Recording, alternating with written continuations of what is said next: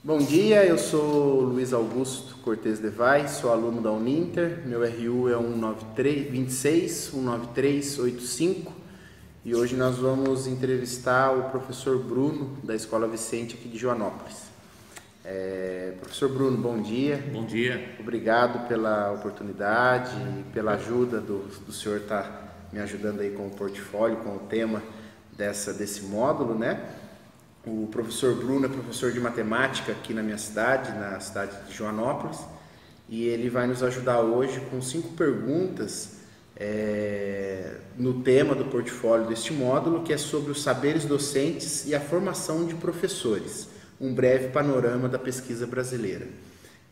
Professor Bruno, a primeira pergunta aqui é: onde o senhor se formou? Conte um pouco para nós a sua história, as dificuldades e suas vitórias até o momento.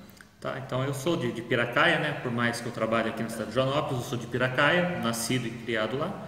Me formei todo o ensino fundamental na escola pública, escola do estado, e ingressei na Universidade de São Francisco, na cidade de Itatiba, no ano de 2005. Né? Me formei no ano de 2008 em matemática, licenciatura plena. Durante todo, acho que a formação, eu puxei um pouquinho mais para o lado pedagógico mesmo.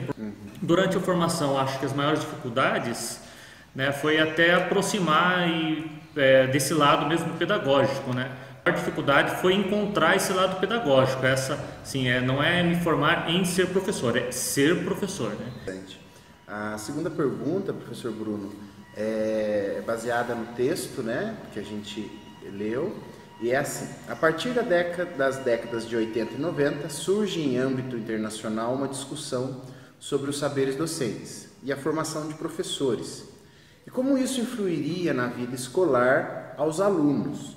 Pesquisas surgem apontando uma prática pedagógica como novo paradigma de se abordar o ensino, fugindo do tecnicismo teórico.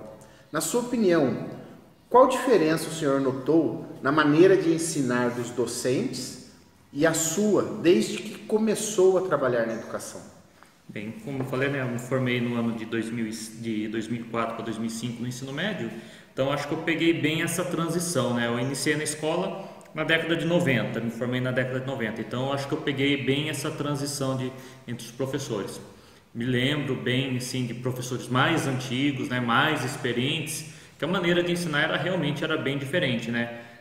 No meu finalzinho da minha formação, já peguei professores de final de carreira e de início de carreira. Então era bem evidente essa diferença no ensinar, né? Porque até numa conversa mais informal que a gente teve alguns dias antes, a gente até comentou, né, que antes o professor era tido como o dono do saber, né? E hoje a escola não, a escola é aberta, né? Antes tinha o único centro de formação, a casa do saber, a escola, né? A escola, a biblioteca, a universidade. Hoje não.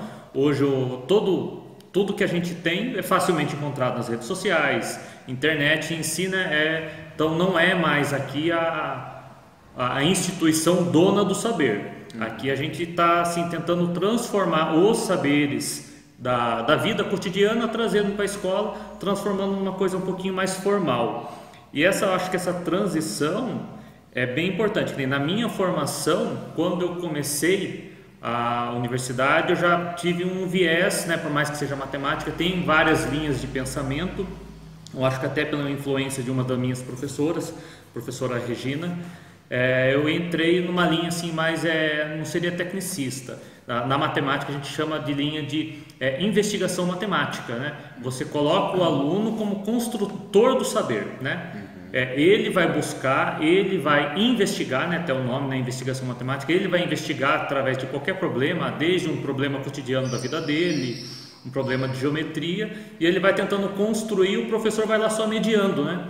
Então não é mais aquela escola tecnicista, né? Não, por mais que a gente coloque as fileiras um atrás do outro, bonitinho, fila, questão tem que ter prova, tem que isso, aquilo, dá pra gente trabalhar nesse viés assim mais, vamos falar assim, informal, né? Comparando com o modelo tecnicista, que antes era trabalhado, você vai trabalhar, você estuda na escola pública, então no máximo que você vai conseguir é você trabalhar numa indústria, você trabalhar numa empresa, aquele negócio mais formal. Hoje, com essa abertura da escola, né, que ainda muitos professores ainda não conseguiram ainda ter esse viés mais aberto, né, seria esse, né, o aluno buscar, o aluno investigar, ver o que ele quer realmente, porque será que eu estou ensinando trigonometria com um aluno, aquilo vai ser importante para ele? Não sei, talvez, ou não, né, mas às vezes numa pesquisa que ele faz, numa investigação, por que o terreno lá do meu pai comprou, ele vai fazer um corte, tem aquele ângulo, tal. Às vezes numa investigação tão simples, uma coisa bem cotidiana,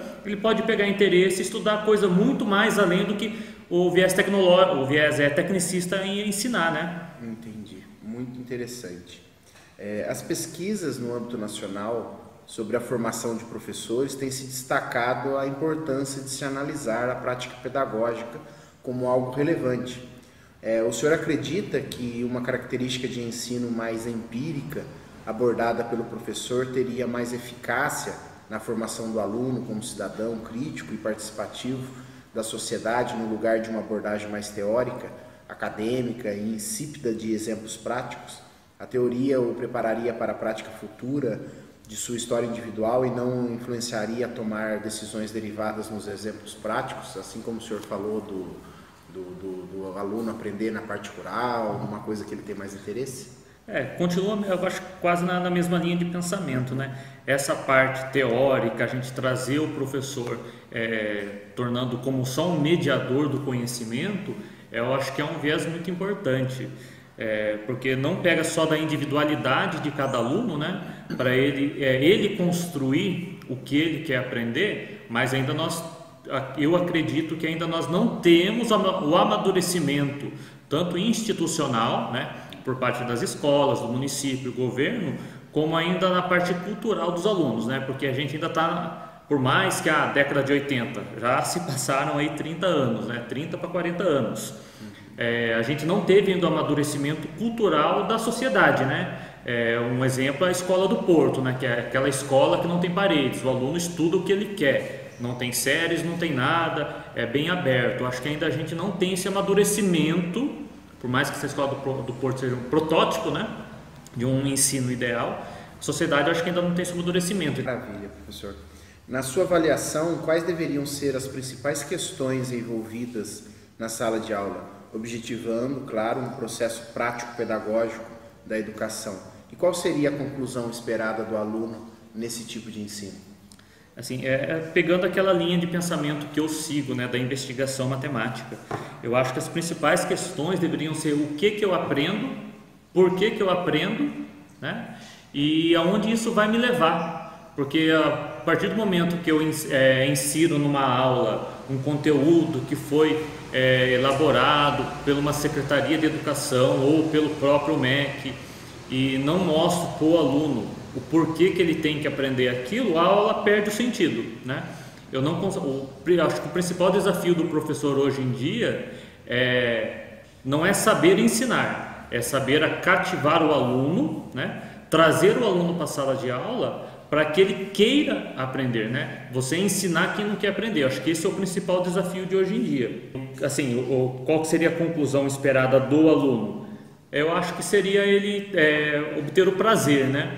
Porque eu mesmo, quando eu faço os meus estudos particulares em casa, ou estudar alguma coisa nova, não só relacionada à matemática, é o prazer de você gostar de aprender alguma coisa, né? Porque eu gosto, quando eu estudo, de aprender alguma coisa nova. E o aluno, ele tem que conquistar esse prazer. Ele tem que ver que ele pode ter o prazer em obter conhecimento, obter um saber diferente, né? Ok, maravilha. No mesmo tema, né, a nossa última pergunta, nas principais questões citadas na pergunta anterior, né, nessa implementação do prático pedagógico, dentro dessa conclusão esperada do aluno, qual foi a dificuldade que o senhor encontrou na aplicação em sala? Bem, realmente é a parte cultural do aluno, porque ele é acostumado ainda ao modelo tecnicista, por mais que muitos professores ainda estejam mudando, se você coloca uma sala em trabalhar em grupos, uma sala para trabalhar em pesquisa, eles ainda não sabem, né? Eu acho que essa é a principal dificuldade. E quando você consegue inserir uma turma, inserir um grupo de alunos a trabalhar com isso, o tempo, né? Porque o tempo é muito difícil, né? A gente é regrado ainda em aulas, em tantas aulas por semana, 5 aulas por semana, 55 minutos. Às vezes um processo que o aluno vai levar 40 minutos para ele desenvolver uma investigação matemática, né, continuando na minha linha, a hora que acaba a aula quebrou aquilo, a hora que quebrou aquilo, no dia seguinte, quando ele for continuar a pesquisa dele, ele pode levar mais tempo ou ainda até esquecer essa linha de pesquisa dele, porque quando você começa alguma coisa, você quer terminar, né? Quando você está fazendo alguma coisa prazerosa, você não quer parar, e quando você conquista isso no aluno, você para, no dia seguinte, você causa até um pouco de desânimo nele, né? Eu acho que essa é a maior dificuldade ainda, é mudar essa linha, sair do tecnicista e vir com um olhar mais, vamos falar assim, humano para o aluno, né? Olhando para o aluno, para o que ele quer aprender, o que ele quer investigar, e daí você quebra isso com a linha tecnicista, regrando em tempo, regrando em horários. Essa acho que é a parte mais complicada da linha. Professor, muito obrigado pelo seu tempo. Eu que agradeço a oportunidade de ter falado com vocês um pouquinho, desculpe qualquer intercalço aí no meio do caminho. Espero ter respondido todas as perguntas de maneira sucinta. Imagina, professor, muito obrigado, que Deus abençoe. Amém, todos nós. E também o que precisar de nós, do Centro Uninter, nós estamos à disposição. Eu que agradeço.